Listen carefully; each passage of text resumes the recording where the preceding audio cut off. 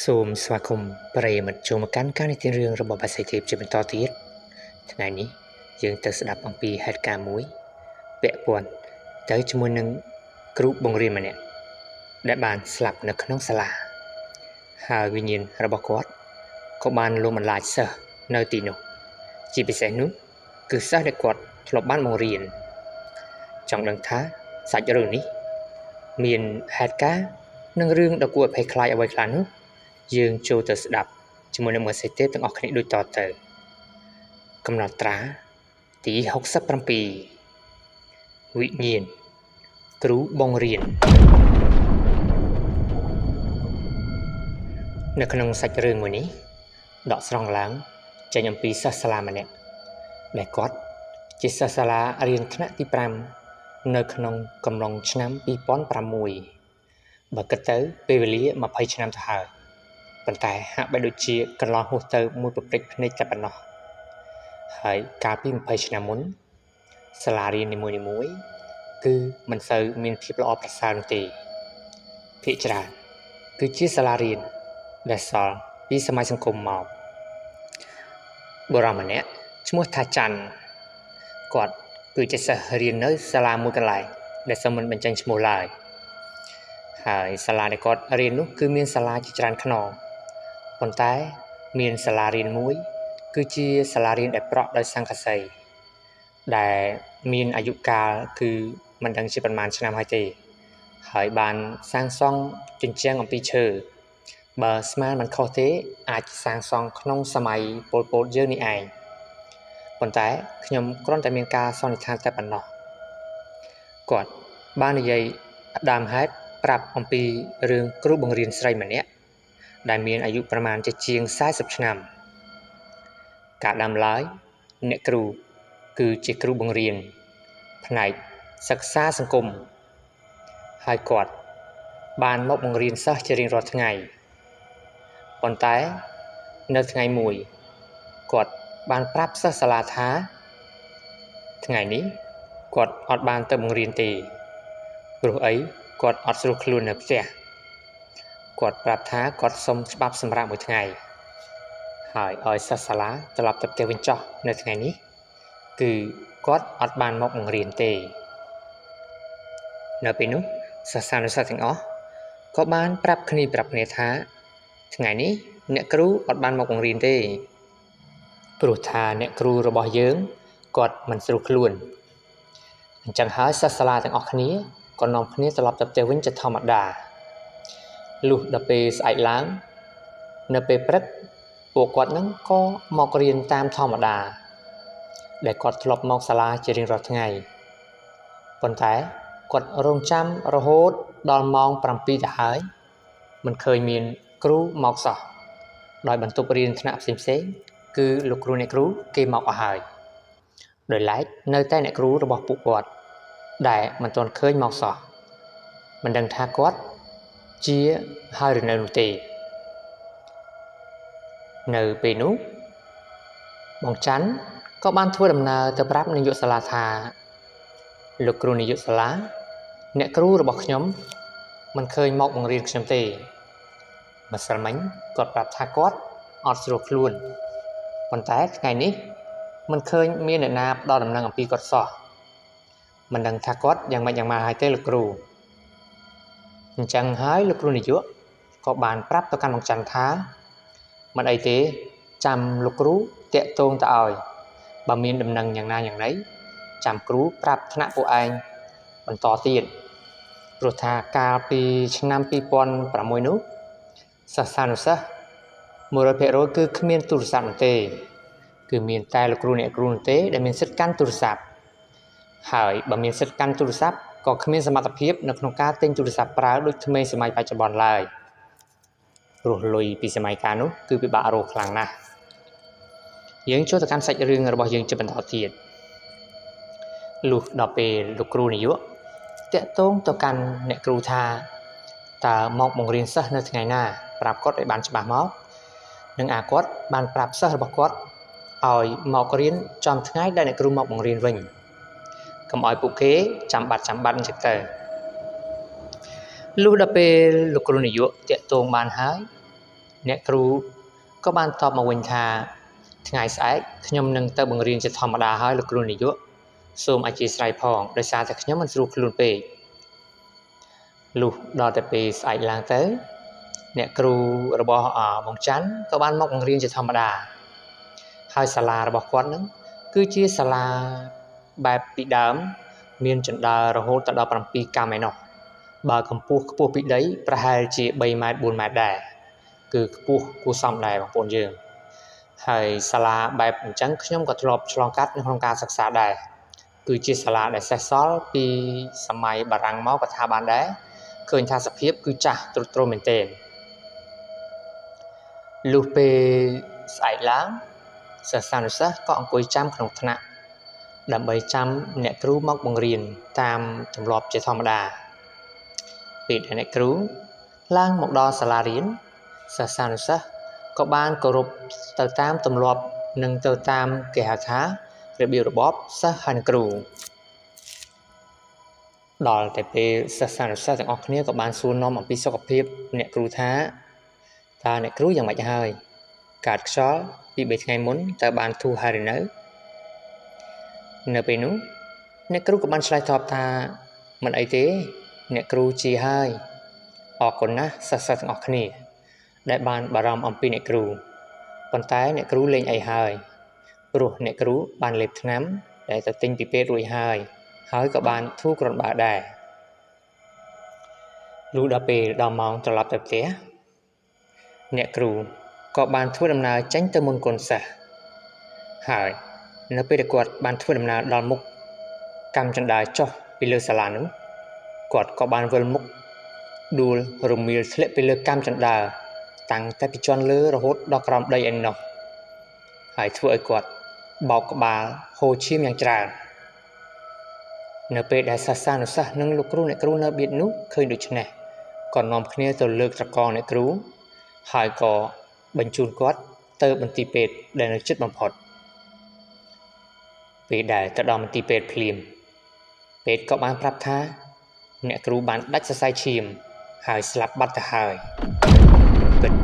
ជាគួរឲ្យអាណយអាធម្មមែនគាត់បាននិយាយទៀតថា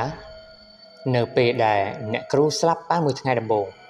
សិស្សចាប់ផ្ដើមឆ្លេះឆ្លាហើយមិនដឹងថាត្រូវរៀនជាមួយនឹងលោកគ្រូអ្នកគ្រូណាជាបន្តទៀតនោះទេព្រោះថាអ្នកគ្រូដែលប្រចាំថ្នាក់របស់គាត់នោះបានស្លាប់បាត់ទៅហើយប៉ុន្តែក៏មានលោកគ្រូអ្នកគ្រូផ្សេងទៀតដើម្បីមកបង្រៀនជំនួសគាត់ព្រោះថាអ្នកគ្រូដែលបានស្លាប់នោះគាត់រៀនផ្នែកសិក្សាសង្គមហើយគាត់ក៏មានតួនាទីនៅក្នុងការកាន់សិស្សថ្នាក់ទី5ផងដែរគឺថ្នាក់ទី5ដែលបងច័ន្ទគាត់រៀននៅនឹងបន្ទប់លេខ5នោះឯងនៅពេលដែលអ្នកគ្រូស្លាប់ក្រុមគ្រួសារនិងសាច់ញាតិរបស់គាត់ក៏បានរៀបចំពិធីបុណ្យសពទៅតាមប្រពៃណីខ្មែរហើយលោកគ្រូនាយកក៏បានគៀងគោសិស្សសាលាទាំងអស់ឲ្យទៅជួយហែសាកសពរបស់អ្នកគ្រូនៅថ្ងៃបូជាសពផងដែរដើម្បីជូនដំណើរអ្នកគ្រូជាលើកចុងក្រោយទៅកាន់សុគតិភពនៅពេលដែលអ្នកគ្រូស្លាប់បាន7ថ្ងៃសិស្សសាលាទាំងអស់មានអារម្មណ៍ថាភ័យខ្លាចបន្តិចបន្តួចដែរព្រោះថាធ្លាប់តែឃើញអ្នកគ្រូនៅបង្រៀនប៉ុន្តែមួយប្រពេចភ្នែកសោះអ្នកគ្រូស្លាប់បាន7ថ្ងៃទៅហើយនៅថ្ងៃមួយបងច័ន្ទគាត់បានប្រាប់ថានៅពេលដែលគាត់បានដើរទៅនឹងកន្លែងបណ្ណាល័យដែលគាត់បានទៅរកមើលសៀវភៅដើម្បីយកមកអាននៅក្នុងថ្នាក់ហើយបណ្ណាល័យនោះគឺនៅខាងចុងអគារឯណោះដែលខាងចុងអគារនោះគឺមានភាពស្ងាត់ជ្រងំតែម្ដងរីឯបន្ទប់ដែលជាប់បណ្ណាល័យគឺគ្មានសិស្សសាលារៀនទេគឺគេចន្លោះចោលរហូតដល់2បន្ទប់ឯណោះគឺគេទុកដើម្បីសម្រាប់ដាក់សម្ភារៈខូចឬក៏ជាសម្ភារៈប្រើប្រាស់ផ្សេងដែលលោកគ្រូនាយកសាលារៀបចំទុកមានដូចជាតុចាស់ហើយនិងឧបករណ៍ប្រើប្រាស់សម្រាប់ដោះដូរនៅពេលដែលមានរបស់ខូចជាដើម រីឯបណ្ណាល័យក៏ជាប់នៅទីនោះផងដែរហើយទ្វារក៏របើករបាញ់អស់ដោយសារតែមើលទៅសភាពចាស់ទ្រុឌទ្រោមប៉ុន្តែវានៅអាចរក្សារបស់ក្នុងនោះបានគ្រាន់តែយកមេសោមួយចាក់ពីខាងក្រៅទៅជាការស្រេចប៉ុន្តែពេលដែលចូលទៅដល់ខាងក្នុងគឺវារៀងងងឹតបន្តិចដោយសារតែទីនោះគឺមានដើមចន្ទគិរីធំមួយគ្របពីខាងលើហើយមានតុមានទូនិងមានគេដាក់សិភៅជាជួរប៉ុន្តែ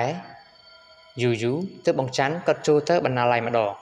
ព្រោះថាគាត់មិនងាយបានទៅទីនោះទេនៅពេលដែលគាត់បានចូលទៅក្នុងបណ្ណាល័យដើម្បីរកសិភៅពេលដែលគាត់ប្រាប់ថាលោកគ្រូនាយកខ្ញុំសូមចូលបណ្ណាល័យដើម្បីរកសិភៅមកអានបន្តិចតើលោកគ្រូអនុញ្ញាតដែរទេលោកគ្រូនាយកក៏បានប្រាប់ថាមិនអីទេចាំលោកគ្រូយកកូនសោឲ្យនៅពេលដែលលោកគ្រូនាយកយកកូនសោមកឲ្យបងច័ន្ទក៏ចាក់សោចូលជាធម្មតាលុះពេលដែលគាត់ចូលទៅក្នុងនោះទៅគាត់ក៏ស្រាប់តែឮសំឡេងហាក់បីដូចជាមានមនុស្សនៅក្នុងនោះហាក់បីដូចជាកំពុងស្វែងរកសិភៅដូចគ្នាគាត់មិនបានចាប់អារម្មណ៍ទេហើយក៏ភ្លេចថាគាត់មកតែម្នាក់ឯងនៅពេលគាត់កំពុងតែដើររកមើលសិភៅរឿងប្រឡោមលោកឬក៏ជាសិភៅផ្សេងៗដើម្បីស្រាវជ្រាវនៅក្នុងការសិក្សានោះគាត់ក៏បានឮសំឡេងពីម្ខាងទៀតឬសិភៅដូចគ្នានៅពេលដែលគាត់ឮដូច្នេះក៏បានសួរថាតើអ្នកណាគេនឹងមករកសិភៅអានដែរមែនទេតើរកសិភៅរឿងឬក៏ជាសិភៅអ្វីដែរខ្ញុំកំពុងតែមករកសិភៅអានដែរបានមកនឹងបាន2នាក់តើ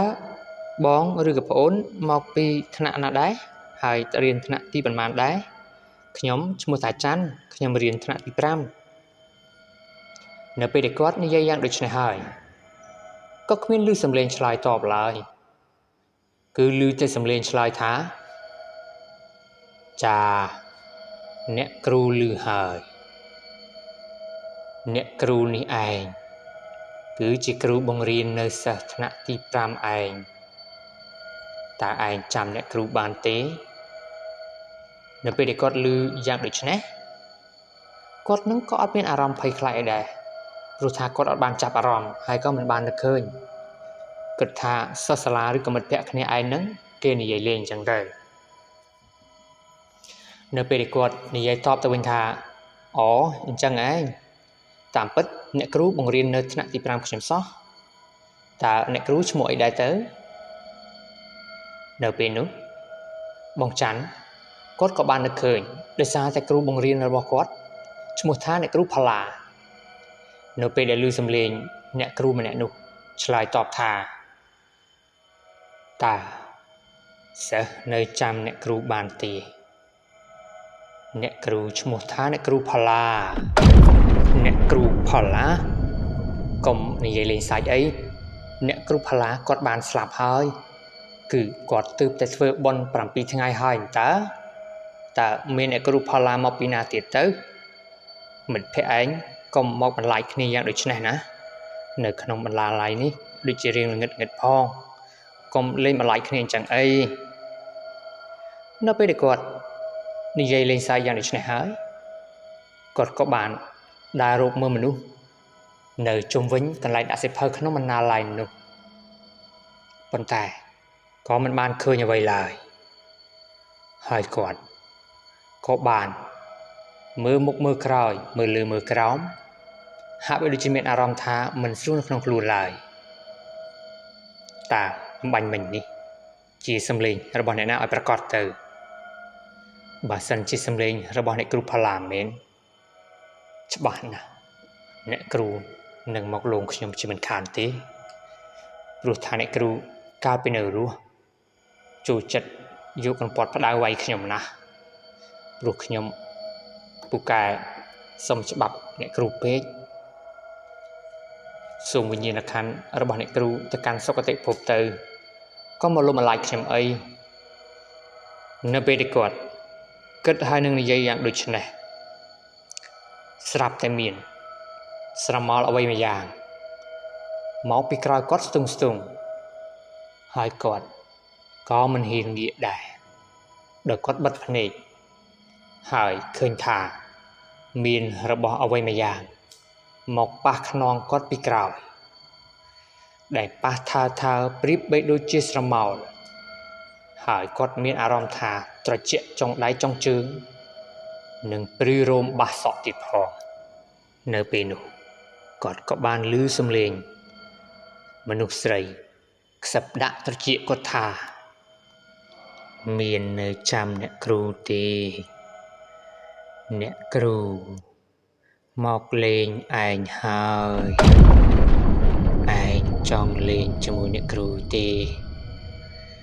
ចាំអ្នកគ្រូកំដរឯងអានសៀវភៅតើឯងយល់យ៉ាងណាដែរនៅពេលដែលឮយ៉ាងដូចនេះបងច័ន្ទភ័យបែកញើសសស្រាក់ពេញខ្លួនតែម្ដងហើយគាត់ក៏បានស្រែកមួយទំហឹងផ្លត់សំឡេងតែម្ដងស្រែកថាជួយផងលោកគ្រូនាយក